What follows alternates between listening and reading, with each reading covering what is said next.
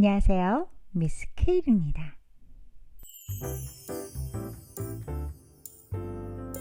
하나님의 말씀은 사무엘이 기름불을 취하여 그 형제 중에서 그에게 부었더니 이날 이후로 다윗이 여호와의 신에게 크게 감동되니라.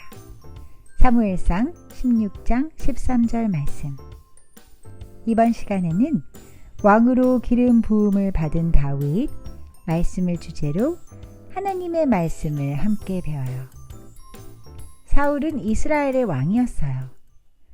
그러나 사울 왕은 하나님께 순종하지 않았습니다.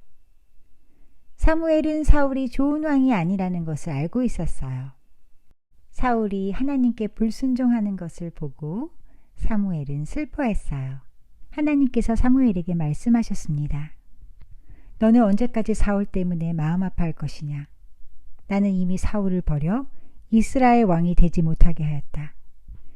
이제 불에 기름을 채워 가라. 내가 너를 베들레헴에 사는 이새라는 사람에게 보낸다. 내가 그 사람의 아들 중 하나를 왕으로 뽑을 것이다. 사무엘이 말했어요. 제가 가면 사울이 그 소식을 듣고 저를 죽이려고 할 것입니다. 그러자 하나님께서는 어린 송아지를 몰고 가서 하나님께 제물을 바치러 왔다고 말해라. 그리고 제사를 드릴 때 이새를 초대하여라. 이새의 아들 가운데 내가 가리키는 사람에게 너는 기름을 부어라. 사무엘이 베들레헴에 도착하자 베들레헴 장로들이 사무엘에게 물었습니다. 평화로운 일로 오신 겁니까? 그렇소. 평화로운 일로 왔소. 하나님께 제물을 바치려고 왔소. 나와 함께 제사를 드립시다. 사무엘은 이새와 그의 아들들을 하나님 앞에서 거룩하고 깨끗하게 한 뒤 그들을 제사에 초대했어요. 이새와 그의 아들들이 도착했을 때 사무엘은 엘리압을 보았어요. 틀림없이 하나님께서 엘리압을 뽑으실 것이다. 그러나 하나님께서는 엘리압의 멋있는 모습과 키 큰 모습을 보시지 않으셨어요. 하나님은 사람의 겉모양을 보지 않고 마음을 보신다고 말씀하셨어요. 이어서 이새는 아비나답을 그리고 삼마를 이렇게 7명의 자신의 아들들을 사무엘 앞으로 지나가게 했지만 하나님은 이 아들 중 누구도 뽑지 않으셨어요. 사무엘이 이새에게 물었어요. 여기에 있는 아들이 전부요? 이새는 말했습니다. 막내 아들이 더 있습니다.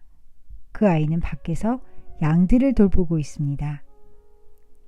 사무엘은 그 아이를 불러달라고 부탁했어요. 이새의 막내 아들은 다윗이었어요. 다윗은 살결이 불그스레하고 눈이 빛나는 잘생긴 소년이었습니다. 하나님께서 사무엘에게 말씀하셨어요. 자, 바로 이 소년이다. 일어나 그에게 기름을 부어라. 사무엘은 형제들이 보는 앞에서 이새의 막내 아들인 다윗에게 기름을 부었습니다.